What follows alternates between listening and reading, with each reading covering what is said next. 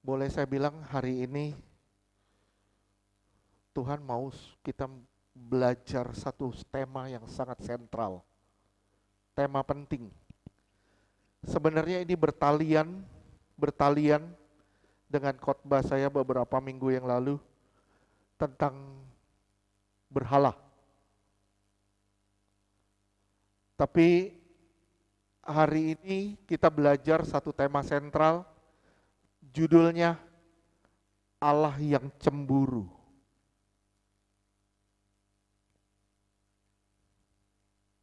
Sekali lagi ini sangat penting, Kita sama-sama belajar tentang Allah kita yang cemburu. Sama-sama kita buka di Keluaran 20 ayat 1 sampai ke 6.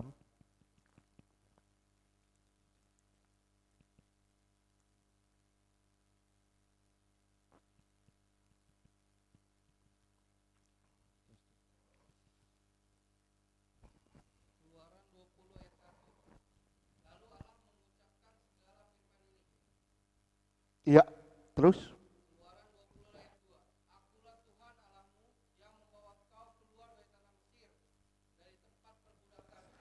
Iya, lihat Tuhan ingetin, aku sudah membawa kamu keluar dari perbudakan. Terus ayat 3.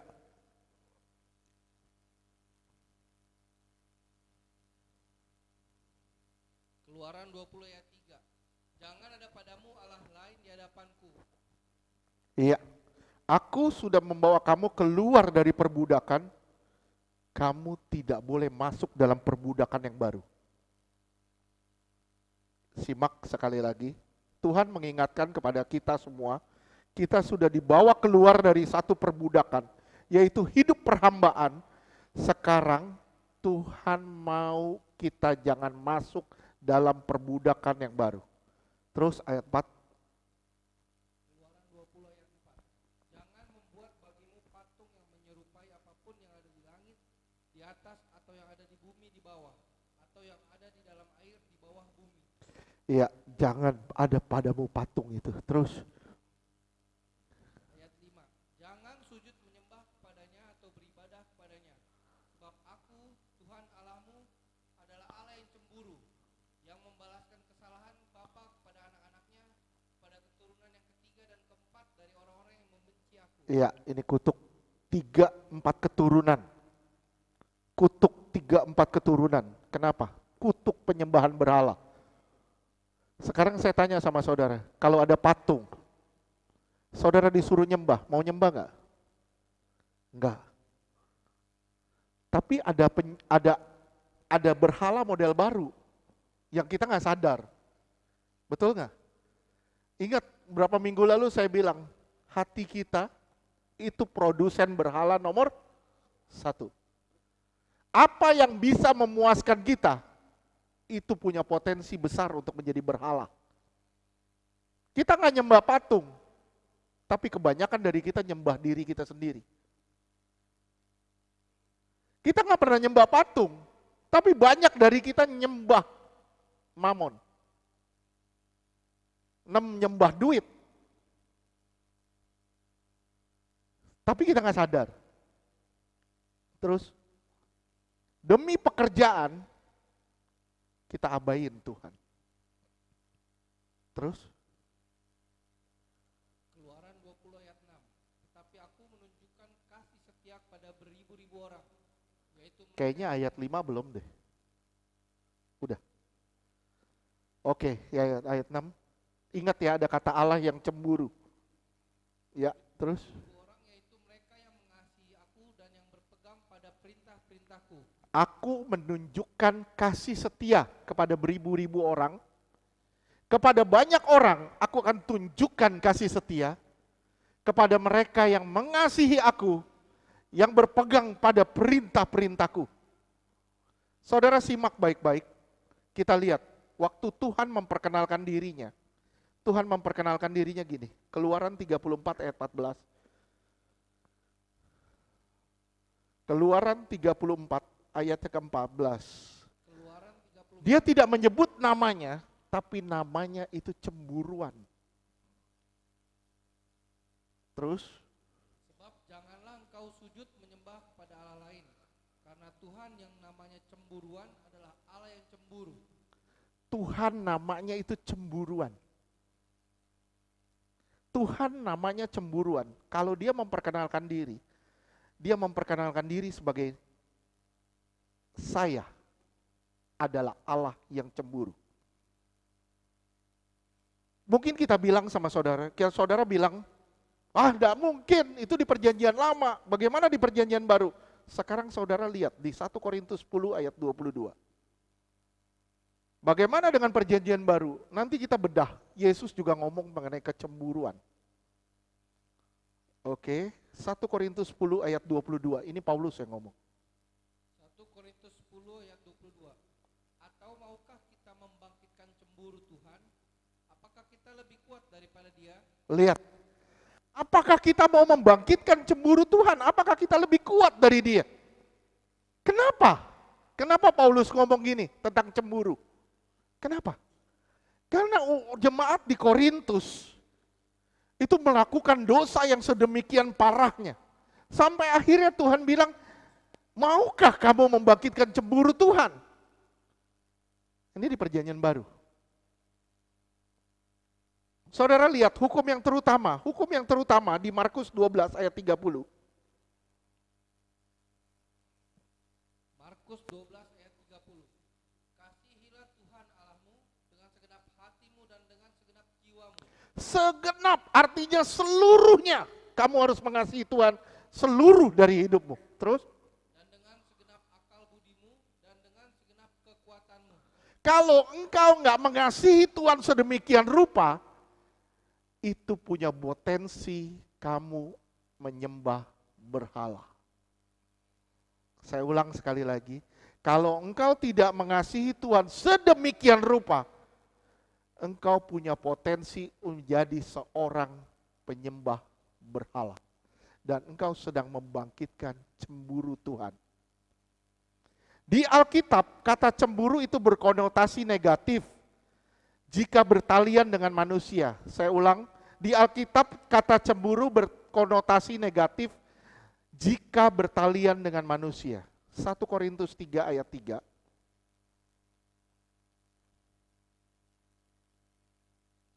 Korintus 3 ayat 3.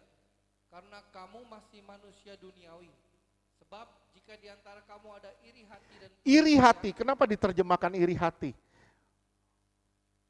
Salah ini, salah terjemahan. Bahasa Yunaninya selos. Selos itu akar kata dari kata jealous. Coba bahasa Inggris ya. Ini salah, envy, bukan. Bahasa ini pakai apa? King James atau International Version? King James, New King James di situ.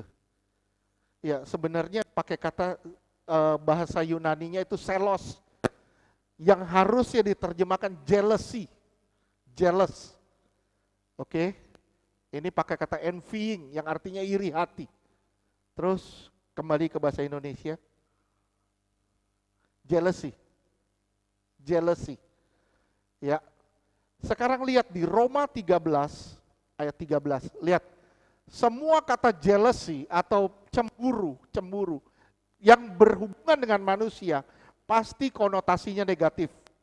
Roma 13 ayat 13. Roma 13 ayat 13. Marilah kita hidup dengan sopan seperti pada siang hari. Jangan dalam pesta pora dan kemabukan. Jangan dalam percabulan dan hawa nafsu. Jangan dalam perselisihan dan iri hati. Nah, iri hati lagi. Sebenarnya pakai kata jealousy. Kecemburuan. Oke, sampai sini lihat ya. Semua yang berhubungan dengan manusia, kata cemburu itu pasti konotasinya negatif. Lihat lagi di Amsal 6 ayat 34.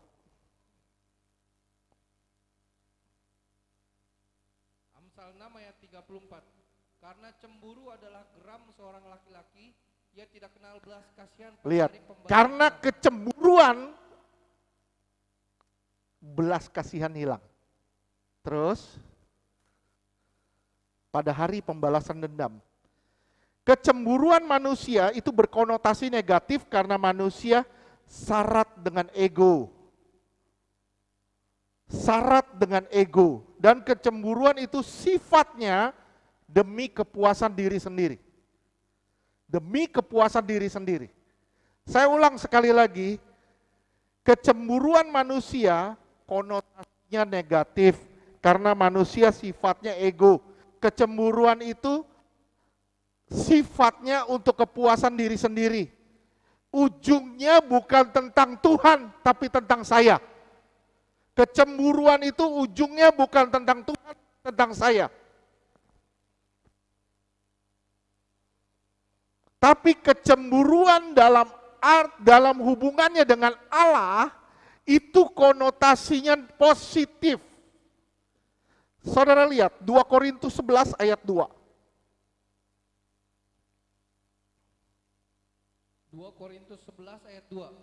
Sebab aku cemburu kepada kamu dengan cemburu. Cemburu ilahi. Ada kata cemburu ditambah di belakangnya ilahi. Kenapa?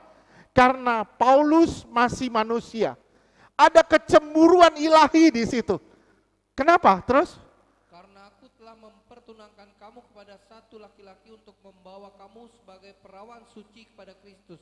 Iya. Aku telah membawa kamu pada satu pertunangan untuk menjadikan kamu perawan suci. Kenapa terjadi begini? Ayat 3. 2 Korintus 11 ayat 3. Tetapi aku takut kalau pikiran kamu disesatkan dari kesetiaan kamu yang sejati kepada Kristus, sama seperti Hawa diperdayakan oleh ular itu dengan kelicikannya. Lihat, di sini dibilang aku cemburu dengan kecemburu ilahi. Kenapa? Karena kamu mau disesatkan dari kesetiaan kamu. Kamu mau dibelokkan dari kesetiaan kamu. Ada kata ditambahkan ilahi. Kenapa? Karena kelakuan orang Korintus itu sedemikian parahnya. Jadi gini, Paulus bilang, gue udah tunangin kamu sama Yesus loh. Gue pertunangan kamu sama Yesus. Kenapa kamu bisa dibelokkan begitu rupa? Kepada suatu berhala-berhala, kepada berhala-berhala. Kenapa? Karena pikiran kamu disesatkan. Dalam 2 Korintus adalah ungkapan kekecewaan Paulus karena dia telah mempertunangkan orang-orang di Korintus dengan Allah. Lihat ya, kecemburuan ilahi itu bertahan karena cinta. Paulus bilang, aku tetap mencintai kamu karena aku punya kecemburuan ilahi. Aku tetap mencintai kamu. Tapi kalau manusia cemburu satu sama lain, saya bilang, ini tidak akan bertahan lama karena kecemburuan manusia itu bersifat daging dan berakhir dengan kebencian. Si A pacaran dengan si B. Si B misalnya ngobrol sama seorang perempuan atau sama seorang laki-laki. Si A cemburu, bangkit. Kenapa? Karena itu dibangkitkan oleh yang namanya ego. Dan ego itu untuk kepuasan diri sendiri. Saudara tidak sadar, ego ini adalah berhala. Kita nggak sadar. Sebenarnya, kenapa Tuhan ngomong, aku adalah Allah yang cemburu? Kenapa? Karena waktu Tuhan mengeluarkan orang Israel dari tanah Mesir, mereka hidup dengan pola hidup orang Mesir, yaitu banyak dewa di situ. Tuhan bilang, aku Allah yang cemburu. Kenapa? Karena kamu akan memperlakukan aku seperti kamu memperlakukan dewa-dewa Mesir.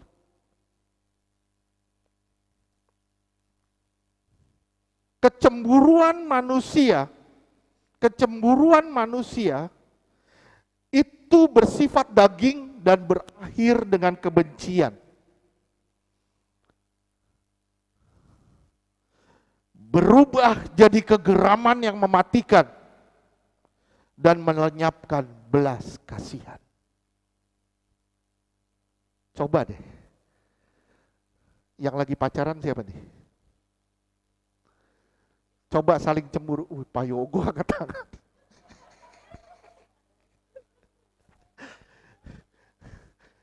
Yang lagi pacaran coba deh.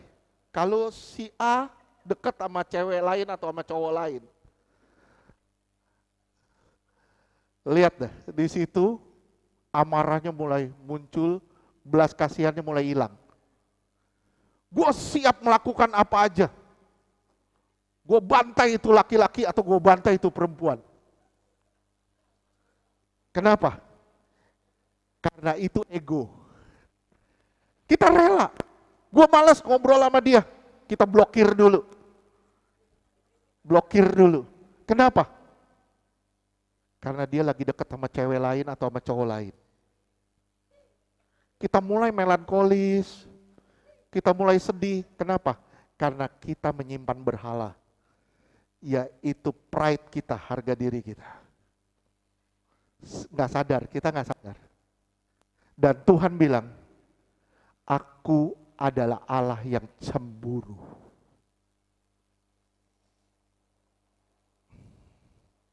Cemburu manusia berubah menjadi kegeraman yang mematikan dan melenyapkan belas kasihan. Waktu Tuhan memperkenalkan dirinya sebagai Allah yang cemburu, Allah sedang menginginkan kita mempunyai satu relationship, hubungan sebenarnya. Hubungan dengan Dia. Hubungan antara pencipta dengan ciptaan. Dia ingin berkoneksi dengan kita sebagai ciptaannya. Dia sekali lagi, dia ingin berkoneksi dengan kita sebagai ciptaannya. Bisa paham gak? Waktu Tuhan bilang, aku Allah yang cemburu. Sebenarnya satu tujuannya. Gua ingin berkoneksi dengan kamu, tapi gua gak bisa koneksi sama kamu. Kenapa? Karena di hatimu ada Allah lain. Saya ulang sekali lagi, kalau ada Allah-Allah lain di hatimu, sorry, maaf, Tuhan bilang, aku Allah yang cemburu dan aku tidak bisa berkoneksi dengan kamu. Luar biasa, pencipta itu ingin berkoneksi dengan ciptaan. Kalau kita lihat ya, satu dongeng. Ada yang tahu dongeng apa? Pinocchio. Geppetto bikin boneka kayu. Siapa yang tahu Pinocchio? Ya, tahu ya, jangan taunya maling kundang doang. Maling jemuran, maling kundang. Oke, lihat ya, ini Geppetto kenapa? Dia pengen berkomunikasi dengan Pinocchio. Karena dia kesepian, lonely. Betul gak? Dia ingin berkomunikasi dengan ciptaannya. Tapi Tuhan kita bukan Tuhan yang lonely. Tuhan kita Tuhan yang lovely. Dia begitu mengasihi saudara, dia ingin berkoneksi dengan saudara. Dia ingin membangun suatu hubungan dengan saudara. Dan Tuhan bilang, gue gak bisa berhubungan sama lo kalau masih ada berhala di dalam hatimu. Gak bisa. Saya bilang ya, berhati-hati dengan berhala-berhala ini. Dan berhala ini sedang masuk di dalam gereja-gereja. Dan sedang membangkitkan cemburu Tuhan. Dia ingin mempunyai relationship dengan kita. Dia sebagai pencipta ingin berkoneksi dengan kita sebagai ciptaan. Kalau dalam peristiwa Pinocchio dan Geppetto, saudara lihat, ini terlihat satu kesepian. Tapi Allah bukan Allah kita, bukan Allah yang kesepian. Tapi Allah kita adalah Allah yang mengasihi kita. Dia tahu satu hal, dia akan membawa kita ke hadapannya hanya dengan satu relationship tok. Enggak ada cara lain. Tanpa relationship, enggak bakal seorang itu bisa dibawa ke hadapan dia. Enggak mungkin. Sampai sini paham enggak? 1 Yohanes 4 ayat 16. 1 Yohanes 4 ayat 16. Kita telah mengenal dan telah percaya akan kasih Allah kepada kita. Nah, kita tahu ya, Allah itu sangat mengasihi kita. Terus, Allah adalah kasih Allah itu adalah kasih. God is love. Terus, dan barang siapa tetap berada di dalam kasih, ia tetap berada di dalam Allah dan Allah di dalam dia. lihat, kalau saudara berada di dalam kasih itu, Allah ada di dalam saudara dan saudara ada di dalam Allah. Kita mundur ke ayat 10.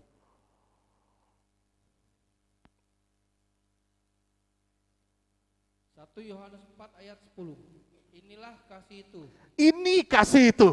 Terus, bukan kita yang telah mengasihi Allah, bukan kamu yang mengasihi Allah duluan.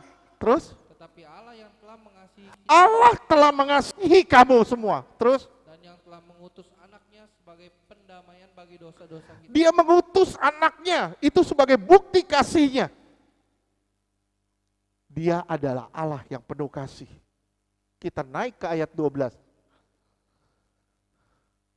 1 Yohanes 4 ayat 12. Tidak ada seorang pun yang pernah melihat Allah. Saudara nggak akan pernah melihat Allah.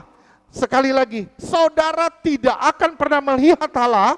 Terus, Jika kita saling mengasihi, Allah tetap di dalam kita. kalau saudara saling mengasihi, saling menyayangi, berarti tidak ada berhala di dalam saudara. Baru di situ saudara bisa melihat Allah. Gimana caranya Pak saya bisa mengasihi dan menyayangi satu sama lain? Relationship, tidak ada cara lain. Makanya di situ dibilang tetap tinggal di dalam kasih itu. Kalau saudara nggak tinggal di dalam kasih, saudara sampai kapanpun nggak pernah bisa melihat Allah.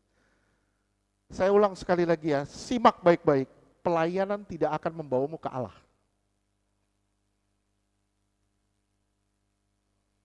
Tidak akan.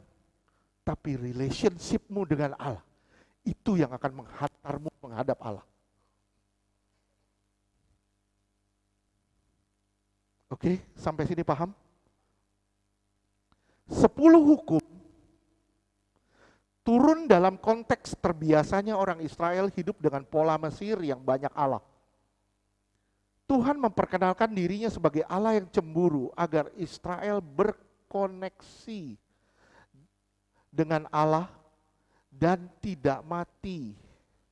Karena Dia adalah Allah yang kudus dan Tuhan hanya bisa berjumpa dengan kita ketika kita hidup kudus. Dan kekudusan hanya bisa didapat lewat relasi kita dengan Allah.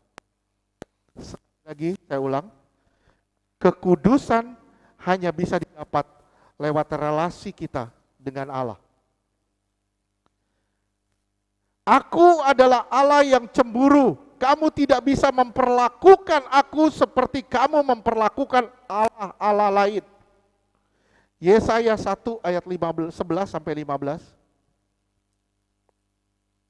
Yesaya 1 ayat 11. Untuk apa itu korbanmu yang banyak-banyak? Sekarang saya tanya, ini masalah apa nih? Ini masalah apa? Masalah relasi, hubungan. Berapa banyak dari kita memperdulikan hubungan dengan Allah? Koneksi, relasi dengan Allah. Berapa banyak dari kita memperdulikan relasi atau hubungan intim dengan Allah? Terus? Firman Tuhan, aku sudah jemu akan korban-korban bakaran berupa domba jantan dan akan lemak dari anak lembu gemukan. Darah lembu jantan dan domba-domba dan kambing jantan tidak kusukai. Tuhan bilang, aku gak suka persembahanmu. Kamu mau pun buat pelayanan, kalau kamu nggak benar-benar punya koneksi dengan aku, nol. Terus lanjutkan. Yesaya 1 ayat 12. Apabila kamu datang untuk menghadap di hadiratku, siapakah yang menuntut itu daripadamu? Bahwa kamu menginjak-injak pelataran bait suciku. Percuma engkau pelayanan, hidupmu jorok. Percuma. Tuhan bilang, lihat tuh. Apabila kamu datang di hadiratku, siapakah yang menuntut itu daripadamu? Kenapa? Kamu menginjak-injak pelataran bait suciku. Gak pusing dengan pelayananmu. Kalau hidupmu kotor, Tuhan bilang, aku muak dengan kamu. Terus, Yesaya 1 ayat 13. Jangan lagi membawa persembahanmu yang tidak sungguh, sebab baunya adalah kejijikan bagiku. ya, Kalau kamu merayakan bulan baru dan sabat atau mengadakan pertemuan-pertemuan, aku tidak tahan melihatnya, karena perayaanmu itu penuh kejahatan. terus, Yesaya 1 ayat 14. Perayaan-perayaan bulan barumu dan pertemuan-pertemuanmu yang tetap aku benci melihatnya. Semuanya itu menjadi beban bagiku. Aku telah payah menanggungnya. terus, terakhir, Yesaya 1 ayat 15. Apabila kamu menadahkan tanganmu untuk berdoa, aku akan memalingkan mukaku. Bahkan sekalipun kamu berkali-kali berdoa, aku tidak akan mendengarkannya, Aduh. sebab tanganmu penuh dengan darah. seram gak? You tidak mau bertobat, apa yang jadinya? Kamu mau berdoa bertubi-tubi, Tuhan bilang, gua gak denger. Kenapa? Engkau gak peduli dengan firman-Ku. Kau gak peduli dengan kebenaranku. Kenapa kamu mau berdoa dan aku harus memperdulikanmu? Seakan-akan perkataannya seperti itu. Maaf, saya kasih tanda kutip. Seakan-akan perkataannya seperti itu. Engkau gak peduli dengan firman-Ku. Bagaimana aku peduli dengan permohonanmu? Sampai sini paham? Ini masalah apa? Ini masalah relasi. Kamu perlakukan aku Allah seperti Allah-Allah lain. Kita bilang tidak, hubungan kita sama Allah bagus. Saudara simak baik-baik. Hubungan sama Allah itu hubungan suami istri yang perlu yang namanya kesetiaan. Hubungan dengan Allah itu hubungan orang tua dan anak yang perlu ketergantungan. Hubungan kita dengan Allah adalah hubungan hamba dan Tuhan yang butuh ketaatan. Hubungan kita dengan Allah adalah hubungan antar sahabat yang perlu kedekatan. Kalau nggak ada ini, bahaya luar biasa. Tapi sayang hari ini, banyak orang bangun hubungan dengan Allah bukan seperti bapa dan anak, tapi seperti kakek dan cucu. Nggak ngerti ya? Nih simak ya. Kalau kita sebagai orang tua, saya punya anak, saya bisa didik anak saya. Tapi begitu ditaruh di omanya atau di omanya, everything okay, semua boleh. Bebas. Halo? Betul gak? Betul, kenapa? Karena oma dan opa butuh cinta kasih dari cucunya. Ngerti gak sih maksud saya? Lihat, misalnya kita didik anak kita. Omanya bilang, aduh gue gak lihat, gue gak tega ngeliatnya. Kenapa? Gue sayang banget sama cucu gue gak tega lihat cucu gue dipukul. Lihat, ama oma atau ama opa, semua boleh. Nah, banyak orang Kristen hari ini membangun hubungan dengan Allah bukan seperti bapa dan anak, tapi seperti kakek dan cucu.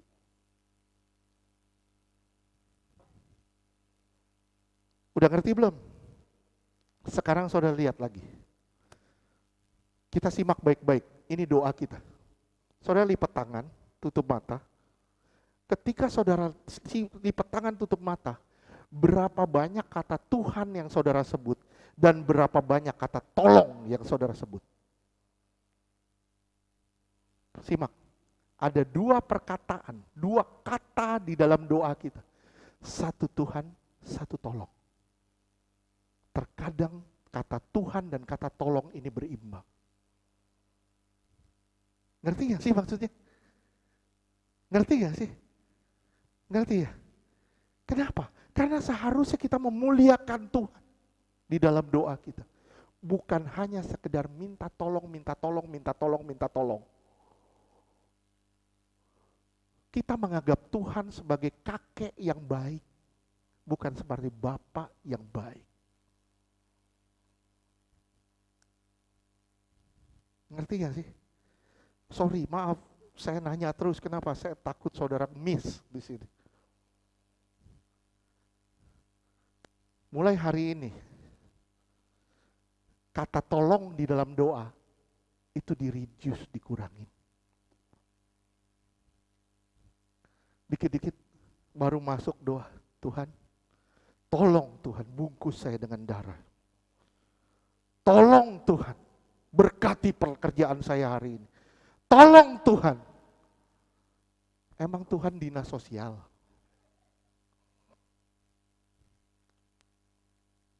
Emang Tuhan dinas sosial?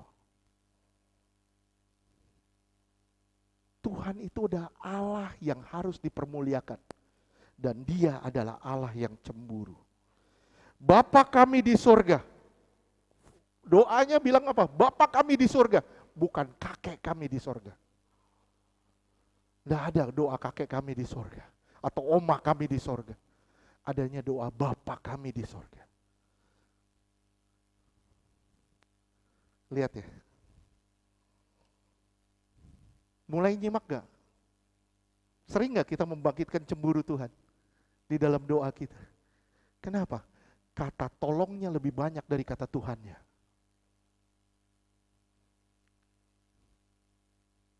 Saya kenal ada satu orang, kalau ngomong, Tuhan please, please, please, please deh, please. Doa sampai begitu, please deh. Sorry, maaf, seakan-akan Tuhan itu kejam banget deh. Sampai mesti mohon, Tuhan please, please, please, please, please. Gimana kalau Tuhan bilang, anakku please deh berubah, please deh berubah. Gimana? Lu mau berubah enggak?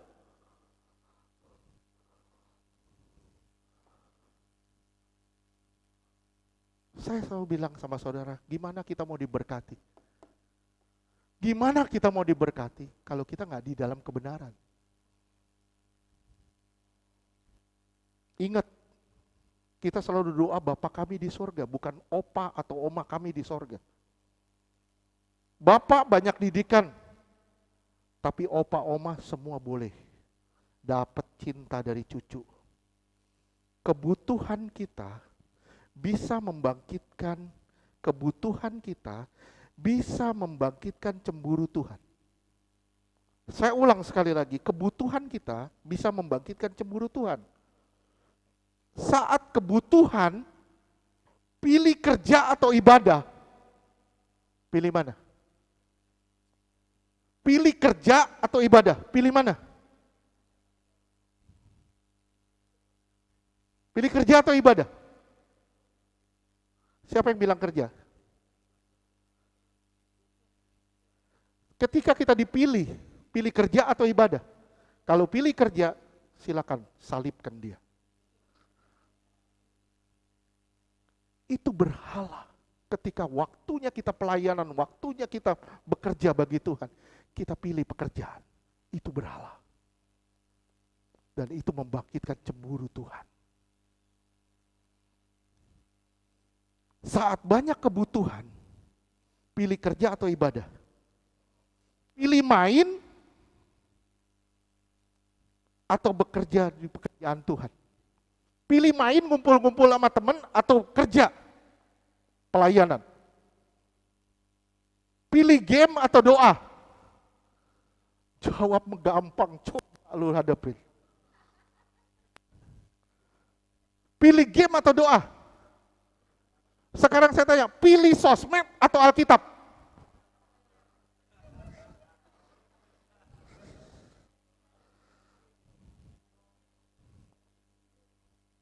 Lihat ya.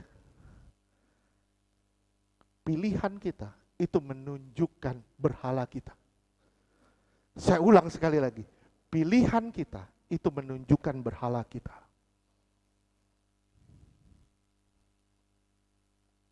Pilih mengampuni atau tidak? Oke. Karena pilihan kita menunjukkan berhala kita. Saat kita pilih perasaan kita dibanding perasaan Allah, bagaimana jadinya? Allah hendak memiliki relasi dengan kita. 2i. Ingat 2i. 2i, double i. Apa? intim dan intens. Saudara punya keintiman sesaat tapi tidak intens, percuma. Saudara punya kedekatan intens sama Tuhan tapi tidak intim, juga percuma. Tuhan mau relationship dengan saudara dengan dua ini, intim dan intens. Dimanapun saudara berada, saudara bisa berhubungan, berkoneksi dengan Dia. Lewat pernyataan dirinya sebagai Allah yang cemburu, Dia hendak membangun relationship atau hubungan dengan kita. Saudara lihat, 10 hukum Taurat, banyak orang bilang tidak relevan, karena Tuhan Yesus telah selamatkan saya. Saudara perhatiin baik-baik, 10 hukum ini diberi setelah atau sebelum orang Israel keluar dari Mesir. Setelah orang Israel keluar dari Mesir. Lihat, keluar dari Mesir itu tanda keselamatan. Begitu sudah diselamatkan, dikasih hukumnya. Tujuannya apa? Itu jalan menuju keselamatan sempurna. Lihat ya, 10 hukum diberi setelah orang Israel lepas dari Mesir. Dan untuk apa orang Israel lepas dari Mesir? Untuk apa orang Israel lepas dari Mesir? Keluaran 4 ayat 23.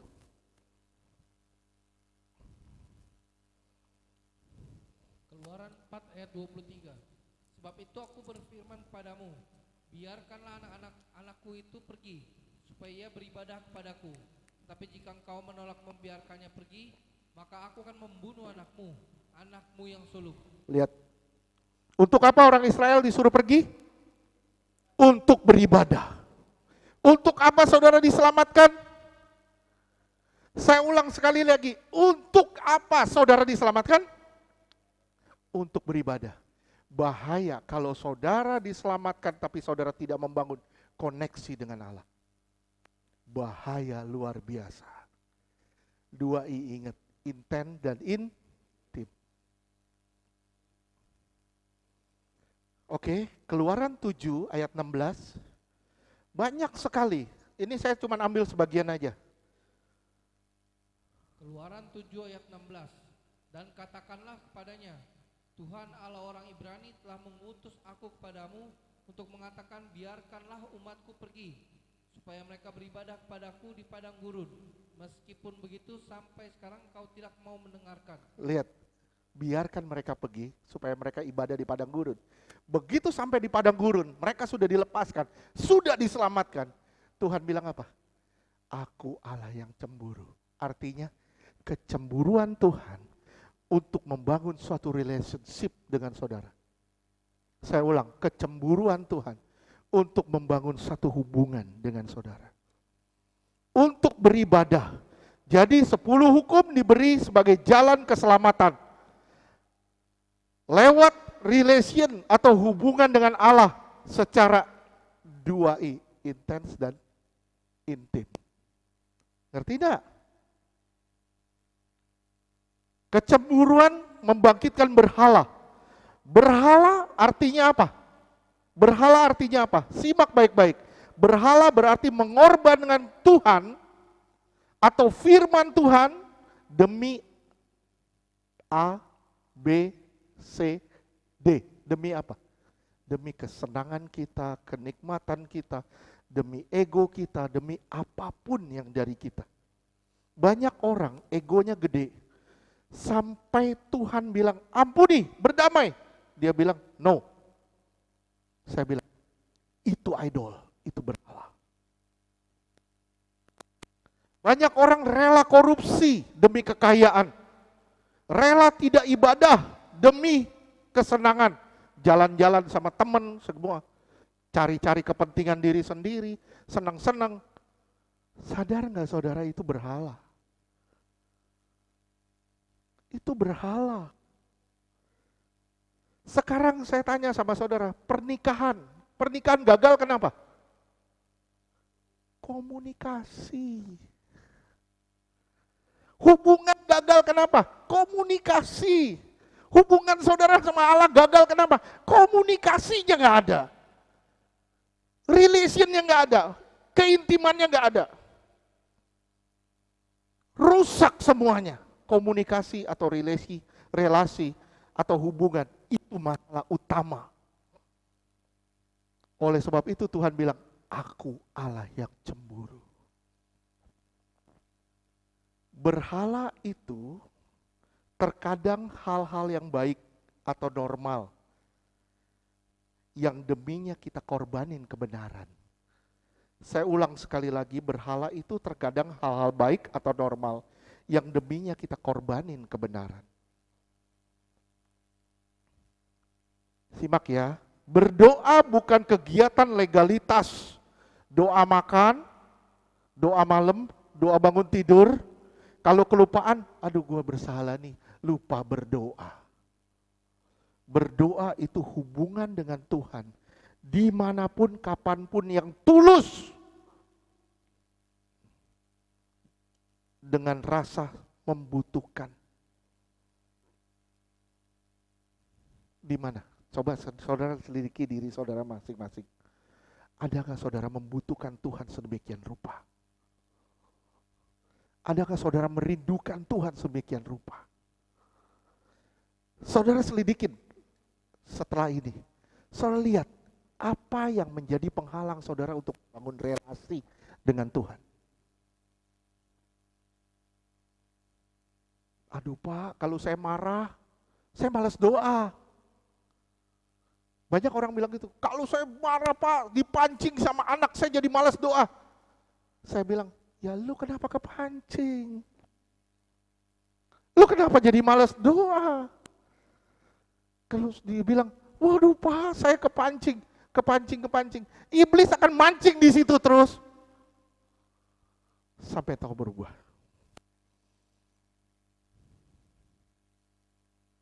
Bagaimana di perjanjian baru tentang kecemburuan? Saudara lihat sama-sama Lukas 9 ayat 59 dan 60.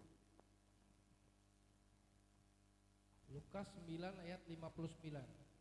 Lalu ia berkata kepada seorang lain, Nah ini tentang kecemburuan. Ini kecemburuan Allah di perjanjian baru. Terus. ikutlah aku. Tetapi orang itu berkata, izinkanlah aku pergi dahulu menguburkan bapakku. Terus. Lukas 9 ayat 60. Tetapi Yesus berkata kepadanya, biarlah orang mati menguburkan orang mati. Tetapi engkau pergilah dan beritakanlah kerajaan Allah di mana-mana. Lihat, di sini dibilang. Tuhan seakan-akan ngomong gini. Mari ikut aku. Kenapa? Karena kamu sudah mati. Ngerti tidak? Si A bilang mau ikut Tuhan, mau ikut Tuhan. Tuhan bilang, mari ikut aku. Kenapa? Karena kamu mati. Kalau kamu ikut aku, kamu bangun relasi dengan aku, kamu hidup. Ketika dia bilang, biarkan aku menguburkan bapakku dulu. Tuhan bilang, biar orang mati menguburkan orang mati.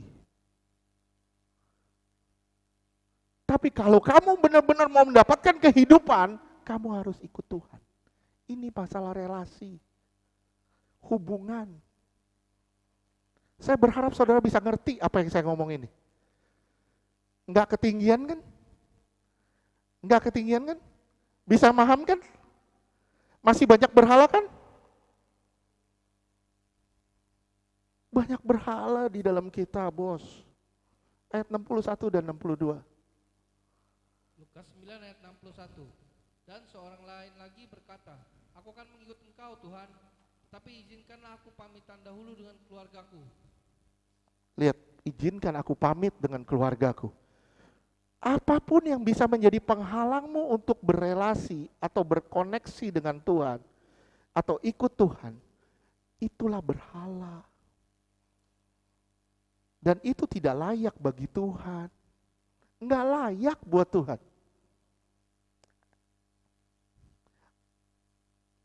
Nih ya, mungkin agak susah dimengerti, tapi ada satu perkataan dari William Temple. William Temple, dia ngomong gini, Allah kita yang sebenarnya itu muncul saat semua keadaan serba baik. Ngerti gak? Allah kita yang sebenarnya itu muncul ketika keadaan semua serba baik. Ketika duit kita penuh, masalah kita beres, anak kita sehat-sehat, masalah kita nggak ada, kita mulai lupain Tuhan dan itu berhala yang sesungguhnya. Sekali lagi saya bilang, berhala kita muncul di saat semuanya serba baik. Begitu masalah datang, badai datang, gampang kita ngelihat Allah. Gampang kita cari Allah. Tuhan, tolong. Masalah Tuhan dan tolong lagi. Betul gak? Masalahnya muncul lagi, Tuhan tolong. Dan itu Tuhannya mudah-mudahan muncul. Tapi begitu kita lagi semuanya serba ada, serba enak, itu Allah kita yang asli. Allah kita yang asli itu keluar di situ. Begitu semua serba enak, tidur deh. Gue males deh. Gue mau jalan-jalan aja deh daripada ibadah. Gue mau senang-senang aja deh. Itu berhalamu, Allahmu yang asli itu muncul di situ. Halo? Bisa ngerti gak sih? Enggak terlalu tinggi? Enggak. Kalau ketinggian jatuh sakit soalnya. Saudara lihat, Lukas 18 ayat 19 sampai 23. Ini juga masalah berhala. Berhalanya apa? Duit, mamon.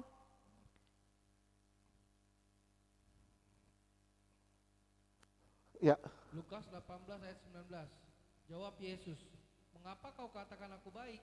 Tak seorang pun yang baik selain daripada Allah saja. Ya, terus 20. Lukas 18 ayat 20. Engkau tentu mengetahui segala perintah Allah. Jangan berzina, jangan membunuh, jangan mencuri, jangan mengucapkan saksi dusta. Hormatilah ayahmu dan ibumu. Iya. Nih lihat, perintahnya nih begini. Terus Lukas 21. 18 ayat 21. Kata orang itu, semuanya itu telah kuturuti sejak masa mudaku. Dari muda gue udah terbiasa dengan firman itu. Kita juga bilang, dari kecil gue udah tahu. Dari sekolah minggu gue udah tahu. Kita udah terbiasa dengan firman itu. Terus ayat 22. Lukas 18 ayat 22. Mendengar itu Yesus berkata kepadanya, masih tinggal satu hal lagi yang harus kau lakukan. Ini ikatannya. Ini berhalanya. Apa berhalanya? Mamon. Terus? Jualah segala yang kau miliki dan bagi-bagikanlah itu kepada orang-orang miskin. Maka engkau akan beroleh harta di surga. Kemudian datanglah kemari dan ikutlah aku. 23. Lukas 18 ayat 23. Ketika orang itu mendengar perkataan itu, ia menjadi amat sedih sebab ia sangat kaya. Lihat. Sedih banget dia. Kenapa? Nah itu berhalanya. Begitu saudara disuruh kasih berhala, itu biasanya ada sesuatu yang sakit di dalam kita. Berhala kita bisa apa aja. Termasuk orang di kiri kanan kita. Itu bisa jadi berhala kita. Apa yang kita lihat, itu bisa jadi berhala kita. Sekarang saya mau ngajak saudara kita belajar satu hal. Masalah kasih. Tadi Tuhan bilang Allah adalah kasih. Oke, sekarang lihat di 1 Korintus 13 ayat 4 sampai 7. 1 Korintus 13 ayat 4. Kasih masalah apa sih? Kasih itu masalah apa sih? Simak baik-baik perkataan ini. Terus? Kasih itu sabar, kasih itu murah hati, ia tidak cemburu, ia tidak memegahkan diri dan tidak sombong. Keenam. Ini masalah kasih. Terus? 1 Korintus 13 ayat 5. Ayat 6. 1 Korintus 13 ayat 6. Ia tidak bersuka cita karena ketidakadilan, tetapi karena kebenaran. Ya. Sekarang lihat ayat 5. 1 Korintus 13 ayat 5. Ia tidak melakukan yang tidak sopan dan tidak mencari keuntungan diri sendiri. Ia tidak pemarah dan tidak menyimpan kesalahan orang lain. Ayat 7. 1 Korintus 13 ayat 7. Ia menutupi segala sesuatu, percaya segala sesuatu, mengharapkan segala sesuatu, sabar menanggung segala sesuatu. Oke. Ini gak apa-apa ya, saya lewat sedikit ya. Simak baik-baik. Makanya saya bilang 4 dan 6, 5 dan 7. Ini dua masalah dikasih. Masalah apa? Saudara bisa ngelihat gak ada sesuatu di situ? Bisa ngelihat gak? Masalah di ayat 4 dan 6 dipisah dengan ayat 5 dan 7. Kasih itu terdiri dari dua. Masalah perasaan dan masalah tindakan. Coba lihat di ayat 4. Kasih itu sabar, kasih murah hati, tidak cemburu, tidak membanggakan diri, tidak sombong. Ini masalah perasaan. Saudara lihat ayat 5. Ia tidak melakukan yang tidak sopan, tidak mencari keuntungan diri sendiri, tidak pemarah, tidak menyimpan kesalahan orang lain. Ini masalah tindakan. Bisa ngerti gak sekarang? Di ayat 4 dan 6 itu bicara soal perasaan. Di ayat 5 dan 7 itu bicara soal tindakan. Jadi kasih itu terdiri dari dua unsur. Perasaan dan tindakan. Sampai sini ngerti? Semua orang bisa punya perasaan. Tapi gak semua orang punya tindakan. Oke, saya ulang sekali lagi. Semua orang bisa punya perasaan. Tapi enggak semua orang punya tindakan. Coba lihat. 1 Yohanes 3 ayat 17. Baru hari ini saya khotbah ngos-ngosan.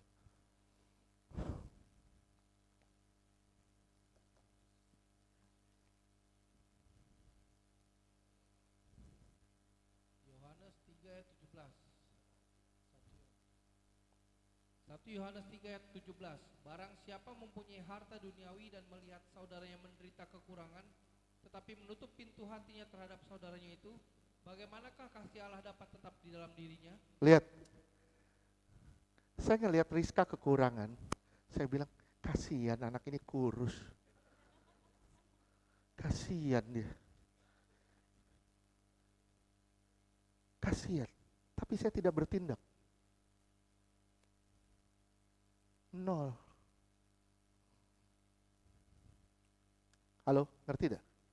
Kasih terdiri dari dua unsur. Apa?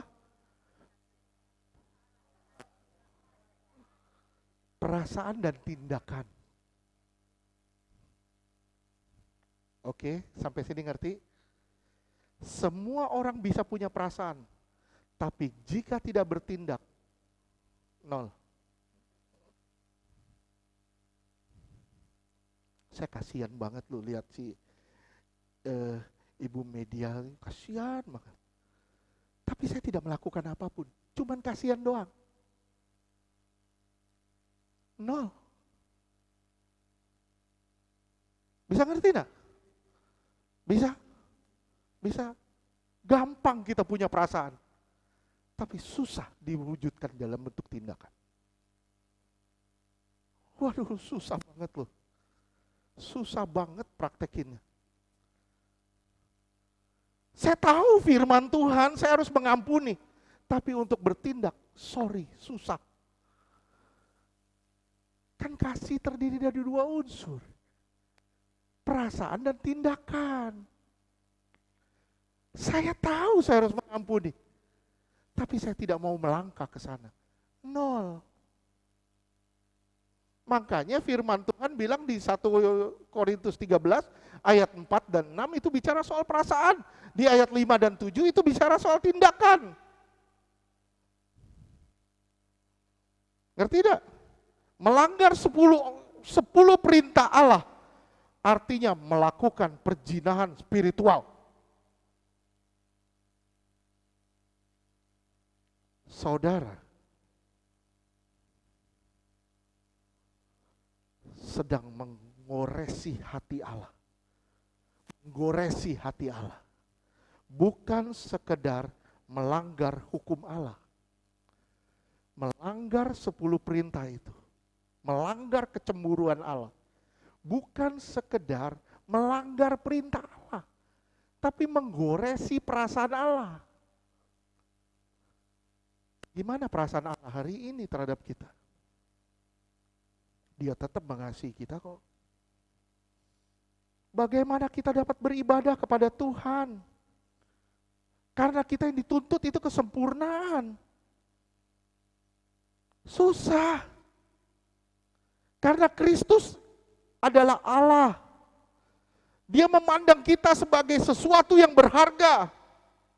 Kita dipandangnya berharga. Sekali lagi saya bilang, saudara dan saya tetap dipandang berharga. Dan sesuatu yang berharga dia tidak buang. Kecuali barang itu sendiri yang minggat.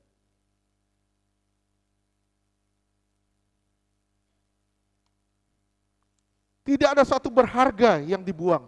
Kecuali kita memilih jadi orang yang tidak berharga. Kita telah banyak jujur, kita telah banyak berzina.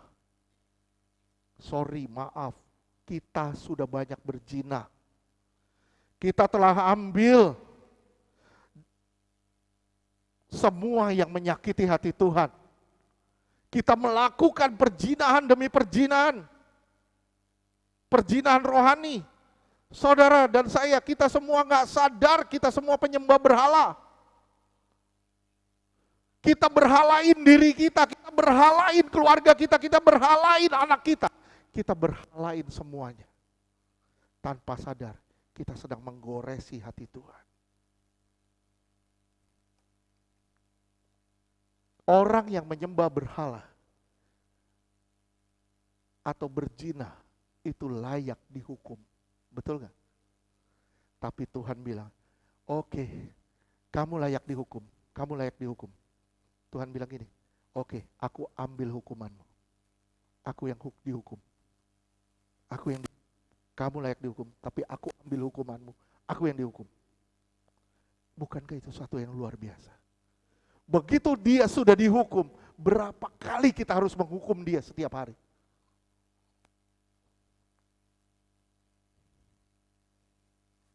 Kita ciptain terus berhala-berhala di dalam diri kita. Dan kita tanpa sadar kita menyembah itu.